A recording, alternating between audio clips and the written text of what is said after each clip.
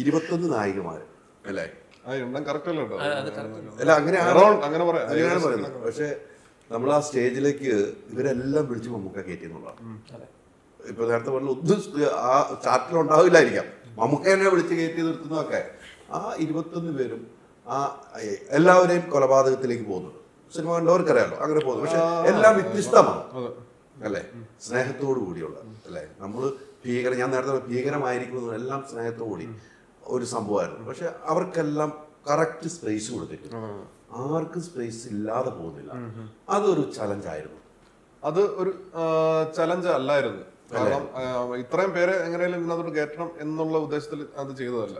അല്ല, അത് എങ്ങനെയാന്ന് പറഞ്ഞാൽ നമ്മള് പിന്നെ ഈ പറയുന്ന ഇദ്ദേഹത്തിന്റെ ഒരു മോഡ് ഓഫ് ഓപ്പറാൻഡിനെ നമുക്ക് ഒരു രീതിയിൽ പോർട്രേ ചെയ്ത് കാണിക്കണമെന്നുണ്ടായിരുന്നു. അപ്പൊ അതിന്റെ ചില പിന്നെ ആലോചനയുടെ ഇടയിലാണ് ഇതുപോലത്തെ ഒരു ഡിഫറെന്റ് സീക്വൻസ് ഇതിലോട്ട് വന്നത്. ഇങ്ങനെ ആൾക്കാർ ഇങ്ങനെ കയറി ഇറങ്ങി പോകുന്ന ഒരു സീക്വൻസ് വന്നു. അത് എഴുതി വന്നപ്പോഴത്തേനും സ്വാഭാവികമായിട്ട് ഇത്രയും പേര് ആവശ്യം വന്നു.